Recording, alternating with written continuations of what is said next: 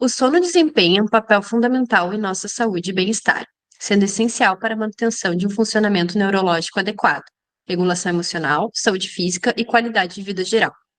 Durante o sono, nosso corpo realiza uma série de processos de reparo e regeneração, consolidando memórias, fortalecendo o sistema imunológico e permitindo que o cérebro processe informações do dia anterior.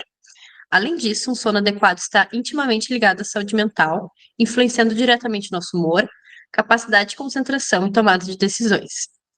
Priorizar e garantir um sono de qualidade é essencial para promover uma vida saudável e equilibrada em todos os aspectos. E ainda assim, o sono acaba sendo negligenciado por muitos. Para falar melhor sobre esse tema, convidamos o mestre Mindfulness, Maurício Senga. Seja muito bem-vindo, Maurício. Primeira pergunta que eu quero te fazer é qual a importância do sono para a saúde física e mental e como que a falta de sono afeta o funcionamento cognitivo e emocional?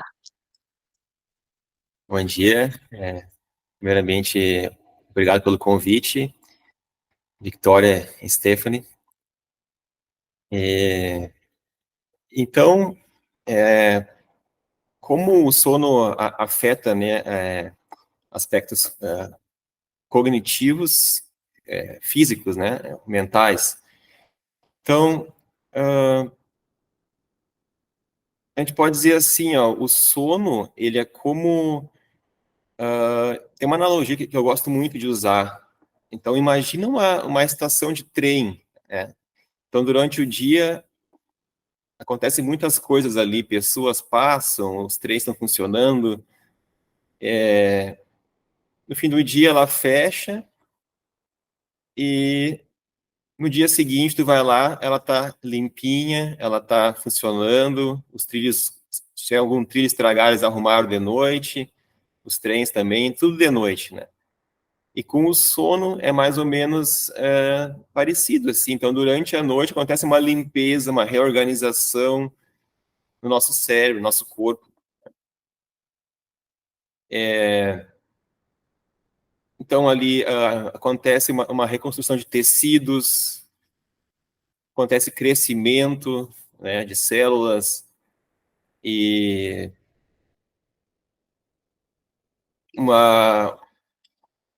um rebalanceamento emocional, hormonal.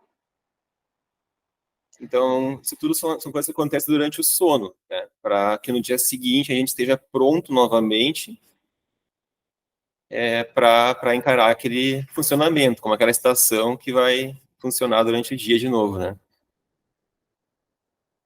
Então, o que mais dá para dizer?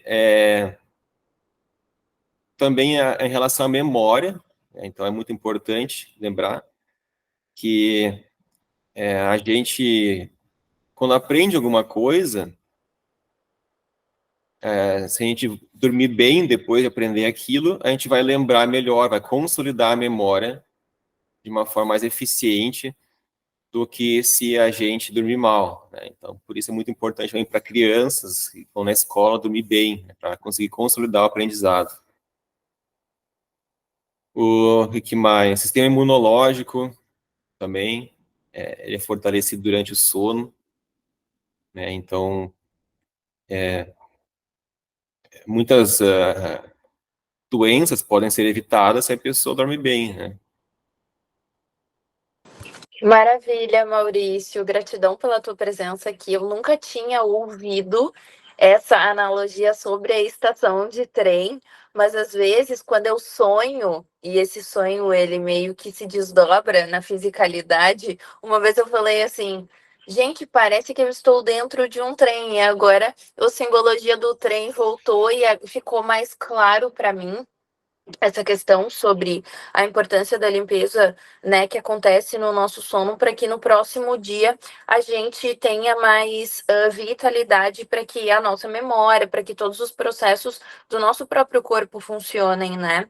E aí eu queria te perguntar o seguinte: eu havia comentado no início, um pouco antes da entrevista contigo, a Vicky já sabia.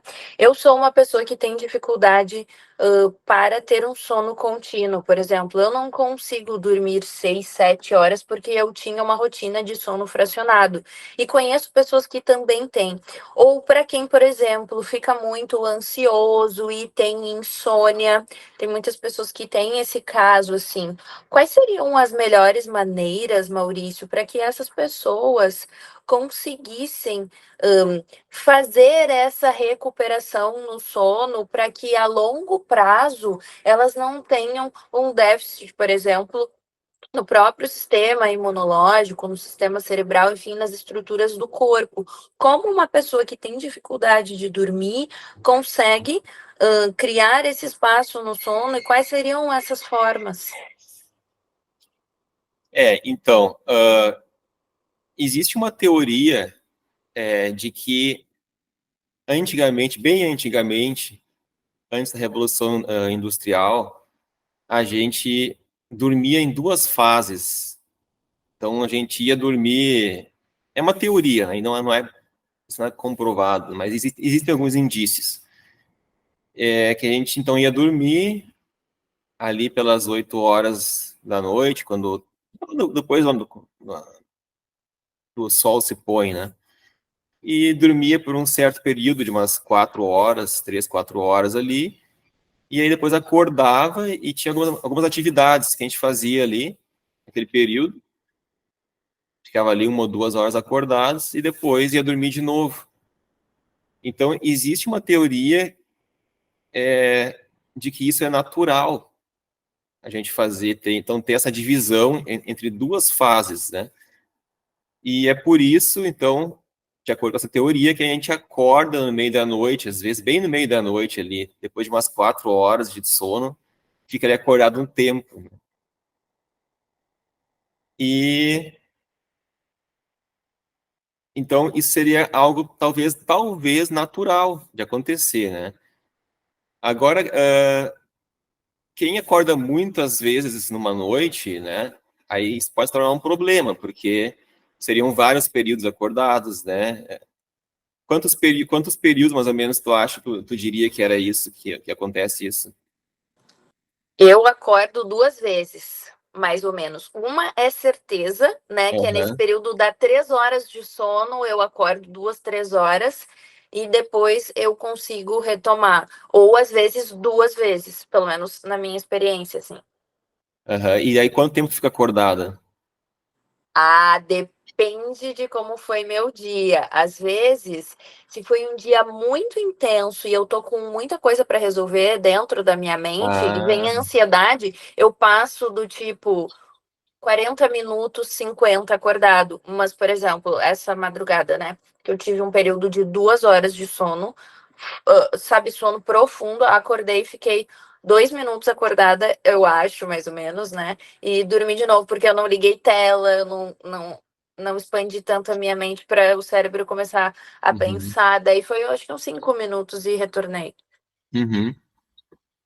Justamente. Então, os nossos pensamentos nos mantêm acordados. Então, se a gente acordar no meio da madrugada e conseguir fazer uma meditação, reconhecer os pensamentos que estão ali, sejam eles relacionados ao próprio sono, porque muitas vezes os pensamentos são sobre o próprio sono, tipo, tô aqui acordado de novo, amanhã eu vou estar muito cansado de manhã, isso é muito ruim, isso é horrível, eu gostaria muito de dormir bem, por que que eu tenho que sofrer com isso? Então a gente fica pensando esse tipo de coisa.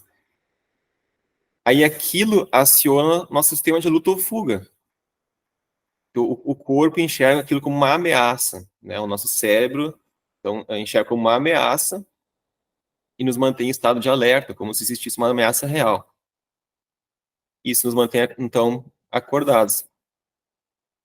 Ali, então, assim, então é muito importante aprender a lidar com os pensamentos numa situação dessa, sabe? Reconhecer o pensamento e conseguir deixar ir, trazer atenção para o presente. E é aí que entra a prática de mindfulness, né? A atenção plena, que é sobre conseguir trazer a atenção para o presente um pouco mais. Então, esse seria um aspecto, lidar com os pensamentos. Aí, outras estratégias seriam, então, ali, como tu falou, evitar o uso de muita luz à noite, procurar manter um horário regular de sono, assim, mais ou menos o mesmo horário.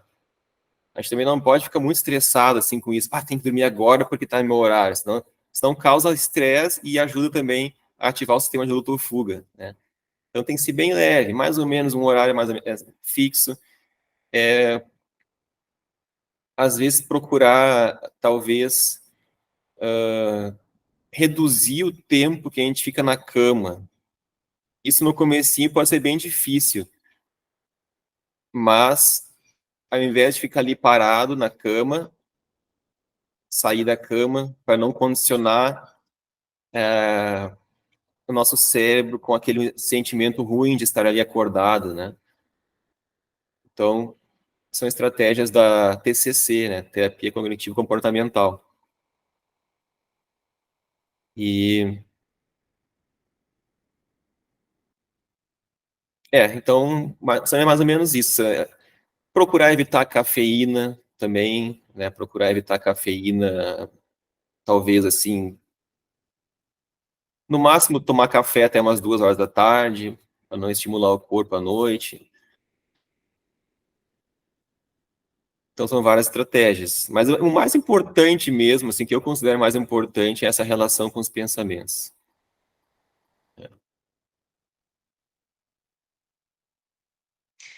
Tu sabe, Maurício, que tu trouxe isso dessa relação com os pensamentos. Eu acho que hoje em dia a gente tem um estilo de vida que a gente acaba tendo estímulo o tempo inteiro, né? Seja utilizando o celular, até a questão hoje em dia as pessoas de não terem paciência, gostam muito de ação.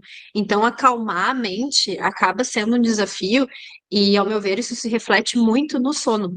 Né? Sim. E justamente o sono, ao meu ver, é um dos tópicos mais importantes da saúde de alguém. Eu sou bem suspeita para falar, porque eu sou super dorminhoca. Quando eu era adolescente, eu dormia 14 horas.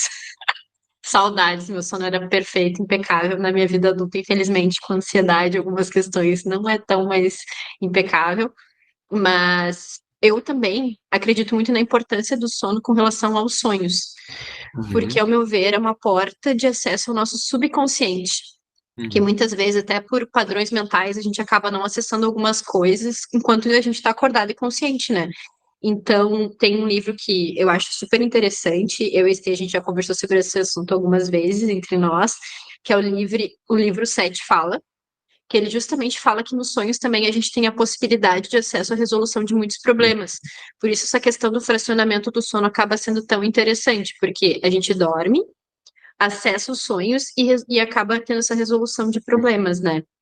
Então, quando eu fui tomando a dimensão do quanto o sono é importante por diversos fatores, sejam psicológicos ou físicos mesmo, eu pensei, caramba, como é um tema que, meu Deus, é muito importante, a gente acaba não dando tanta atenção e relevando, tipo, tô dormindo mal, e tem gente que passa a vida dormindo mal, né?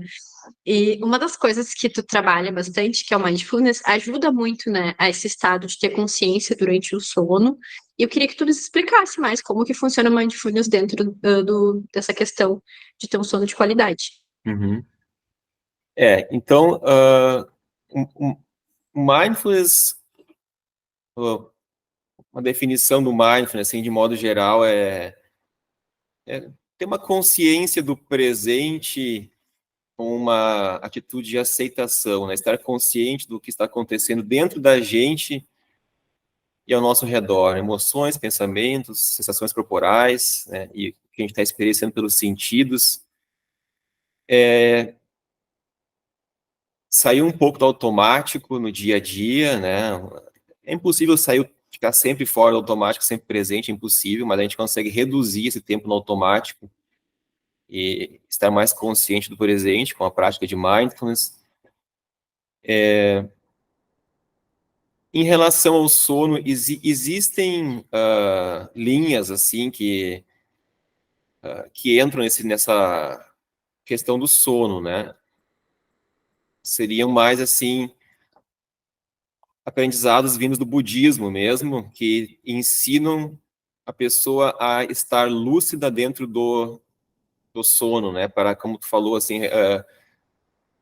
é como uma terapia quase, né? Tu conseguir ali acolher o que tu vê num sonho, por exemplo, um trauma que surge em um sonho, a pessoa conseguir, então, estar consciente daquilo naquele momento e conseguir acolher aquilo e, assim, gerar uma resolução, né? Seria assim que funciona.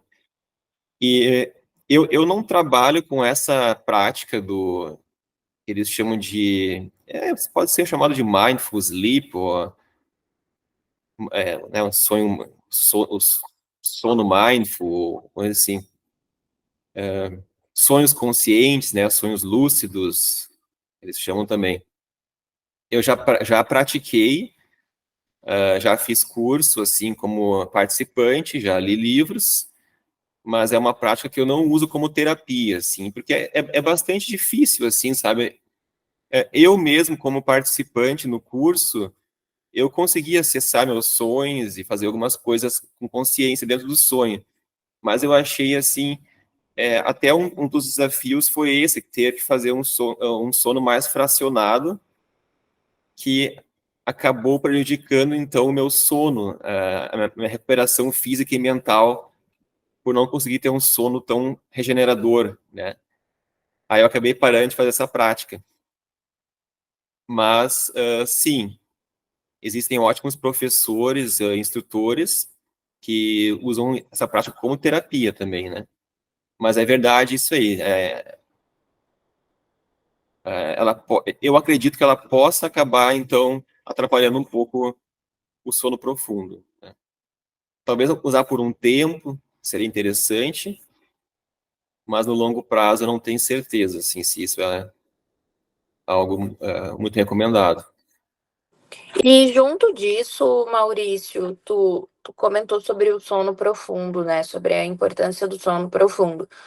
Para a gente explicar, assim, para quem, por exemplo, não entende a dimensão das talvez curas numa linguagem popular que a gente pode fazer dentro do sono, né?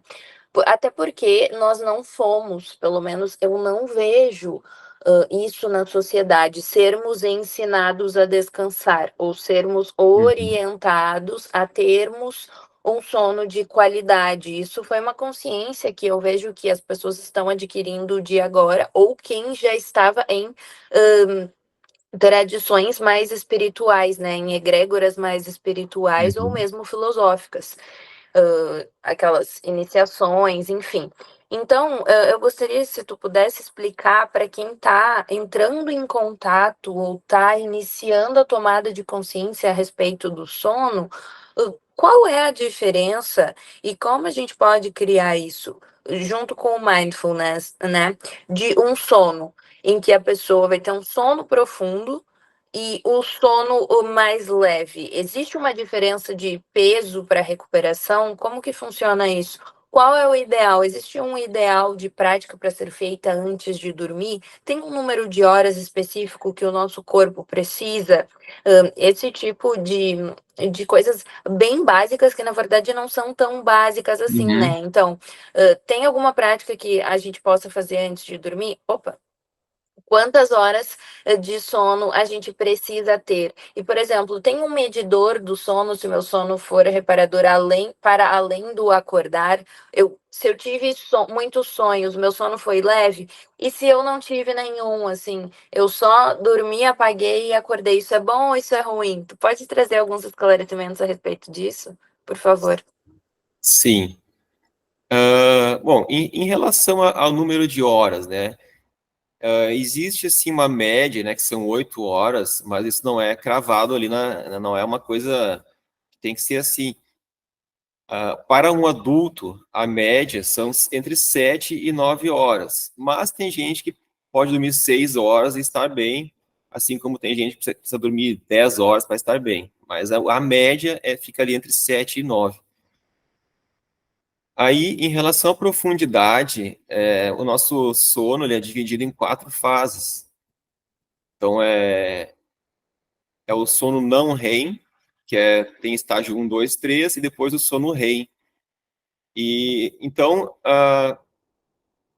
talvez a pessoa que tem um sono muito leve, muito fracionado, ela não consiga entrar tanto nesses estágios mais profundos, que eles são mais para o final da noite. O estágio 13 e o 4, que é onde ocorre, eu digo 3 do não REM e o quarto estágio, que é o estágio REM, são os mais importantes para consolidar a memória, para a recuperação dos tecidos. Então, eu diria que esses estágios são os mais importantes e ocorrem mais no final do ciclo, que a gente tem cerca de 5 ciclos por noite, em média 90 minutos. Então, a gente entra no ciclo, 1, 2, 3, não REM, daí sono REM, depois retorna para o estágio 1 do sono não REM, 2, 3, depois sono REM. Então, a gente faz cerca de ali 4, 5 ciclos por noite. E então, para a gente conseguir completar um ciclo, né, entrar nesses estágios mais profundos do sono, é importante que a gente esteja mais relaxado. Então, assim, essas coisas não técnicas como relaxamento, pode ser feito antes do sono, antes de dormir, né? Meditação, evitar estímulos como um filme muito agressivo ou muito estimulante, evitar comer demais à noite, evitar bebida alcoólica em excesso. Então, tudo que pode deixar o corpo mais agitado pode, então, afetar o nosso sono ali. E também é importante, como eu falei antes ali, assim, não se estressar demais com isso. Por exemplo, eu não posso comer nada agora porque já passou do meu horário que eu poderia comer, ou eu vou meditar agora porque se eu não meditar eu vou dormir mal, tá? Tem que fazer a meditação de dormir. Então, a gente põe muita pressão em nós mesmos, e isso acaba sendo ruim também. Então, tem que ser algo bem feito com leveza. Tipo, tem um tempinho para meditar agora, vou meditar, né? Mas sem esperar nada. Essa aqui é a chave. É fazer essas práticas de meditação, relaxamento, mas sem ficar esperando que aquilo vai resolver à noite. Depois ficaria esperando, agora eu não dormi bem igual. Meditei hoje, fiz relaxamento, mas estou aqui acordado. Por quê? Então, isso pode causar um estresse. É fazer as práticas de relaxamento, meditação, sem ficar esperando o resultado, sabe? Então, isso é bem importante. Esse ponto é muito importante. E Sabe que sobre... uma das questões. Ah, Perdão, Maurício, eu achei que não, tu não. tinha terminado a tua fala. Eu tinha, mas eu lembrei mais uma coisinha só. Sobre medição, né? Como é que isso pode ser medido no dia seguinte, como foi o sono do dia anterior. E existem aparelhos, né? Ali, alguns relógios até, aparelhinhos do pulso aqui. Até no celular tem aplicativos onde tu pode ver ali em quais níveis do sono tu entrou naquela noite, né? Então, ali mostra um gráfico ali onde tu pode ver se entrou no sono mais profundo ou não, quantas vezes, quantos ciclos. Só que eu também não recomendo fazer isso, porque é mais uma coisa para a pessoa ficar preocupada, olhando ali, não entrei no sono profundo hoje, e agora? Estou dormindo mal. Aí fica pensando naquilo o dia todo depois e preocupado já, e é mais uma coisa que pode prejudicar o sono. Se a gente não conseguir levar aquilo com leveza, pode prejudicar o sono. O ideal é a pessoa esquecer, assim, esquecer do sono. Quanto menos ficar pensando nisso, melhor. Se tu perguntar para uma pessoa que dorme muito bem, o que ela faz para dormir bem, ela nem sabe, ela nem pensa sobre isso, ela só dorme, né? Então, se a gente fica pensando demais sobre o sono, a gente acaba atrapalhando o sono às vezes. Tu sabe que esse ponto de não pensar tanto sobre o sono, eu vejo também muito uma questão do quanto as responsabilidades ao longo da nossa vida vão mudando. E como eu comentei, quando eu era mais nova, eu dormia muito bem, mas aí foi pular para a vida adulta, que infelizmente isso acabou se perdendo. E hoje em dia eu tenho uma preocupação com sono muito maior do que eu tinha quando eu era mais nova e dormia muito bem, Uhum. infelizmente. Mas uma das coisas que eu também acho que influencia muito o sono e eu me recordo, é que eu tinha que acordar muito cedo para ir pro colégio. E aí isso era uma rotina, né? Uhum. E o quanto também puxar essa questão. Aí eu acabava dormindo mais cedo, porque daí eu não. Como eu trabalho até às 6 da tarde, aí eu acabo levando muitas coisas da minha vida pessoal pra noite, acabo indo dormir umas 10 e pouco, 11 horas. Mas quando eu tava no colégio e daí meu dia não acabava tão tarde, eu tinha mais facilidade para dormir mais cedo também. Então, o quanto essa questão de puxar o sono mais para de noite mesmo, e durante o dia tu ter um dia mais diurno, ao meu ver, também impacta muito essa questão da qualidade do sono, né? Então, eu queria que tu nos trouxesse que diferenças que tu vê nas fases da vida das pessoas mesmo, essa questão da infância, como é o sono na adolescência e depois na vida adulta, e acredito que na velhice também deva mudar. Aham. Então, tem uma coisa que é importante antes de entrar nos estágios diferentes da vida, falar que tem pessoas que elas são mais diurnas e outras mais noturnas, né? Isso está no DNA da gente. Então, tem pessoas que funcionam muito bem até tarde da noite e depois dormem até mais tarde e está perfeito para elas. Só que dessas pessoas têm que trabalhar, têm que ir para a escola e elas sofrem com isso, né? Parece que o mundo foi feito para aqueles que têm uma tendência maior a dormir cedo e acordar cedo, que são uma grande parte das pessoas também. E isso é difícil de mudar, quer dizer, é impossível mudar, está no nosso DNA, essa tendência, né, a ser mais noturno, mais diurno. E aí, em relação às fases da vida, né, então, criança, quando nasce, logo depois de nascer, assim, né, ela dorme ali 17, 18 horas por dia, em média, né, e é um sono polifásico, então, é o dia inteiro, daí sim tem aquele sono fracionado mesmo, né, o dia inteiro. E daí isso vai mudando. A criança vai crescendo, se torna um sono bifásico, primeira parte da infância, e daí o número de horas vai diminuindo gradualmente, entra na adolescência, daí já entra num sono já monofásico. Esse bifásico, né, na primeira infância ali, ele dorme um pouco à tarde, dorme à noite mais, um pouco à tarde também, né? E aí depois na adolescência vai entrando já nesse padrão de mais como de adulto, né? Que é um sono monofásico e às vezes com cochilo à tarde, assim como um adulto também. Alguns tiram cochilo à tarde. Isso é até bom. O cochilo faz bem, se não for muito longo, né? Cerca de 20 minutos, meia hora por dia de cochilo faz bem. E daí então quando a gente chega ali nos 18 anos, meio que se consolida, então, um padrão de sono entre 7 e 9 horas por noite, né? Como eu tinha falado antes. E lá pelos 60 e poucos anos, 65 anos, começa a diminuir um pouco, em média também, isso é média, né? Aí, ao invés de ser entre 7 e 9 horas, é entre 7 e 8 horas a média.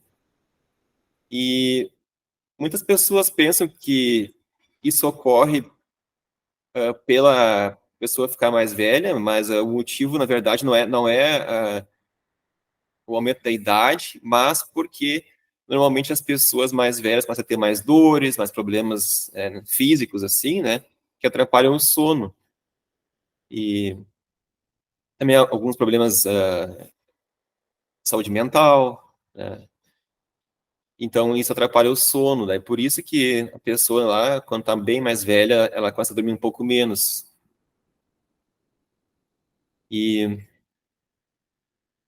Mas de modo geral é isso, então gradualmente vai diminuindo, né, o número de horas de sono. Incrível, Maurício. Eu quero te agradecer a tua presença aqui conosco. Eu acho que esse é um tema bem importante, por conta de tocar várias fases da vida, né? Então, que nem tu falou, a criança começa com o sono polifásico e depois chega na fase da velhice, a gente pode voltar para essa programação. Então, mandem esse podcast, gente, para outras pessoas, para que todos possamos regularizar, né? Criar esse ambiente que, da minha perspectiva, é sagrado do nosso sono, para que a gente também consiga entrar em fluxo com o nosso corpo e estar melhor, né? Tendo essa consciência ao longo do nosso dia. Gratidão pela tua presença aqui, pelo teu tempo, Maurício. Pra gente foi muito importante. Acredito que para quem vai ouvir esse episódio também é um tema muito rico e que cada vez mais eu sinto que a sociedade precisa mergulhar. Então, gratidão pelos teus ensinamentos e pelo conhecimento que tu transbordou aqui no podcast. Muito obrigado, Stephanie. Muito obrigado, Victoria. Foi um prazer participar com vocês. E estou à disposição sempre que precisarem.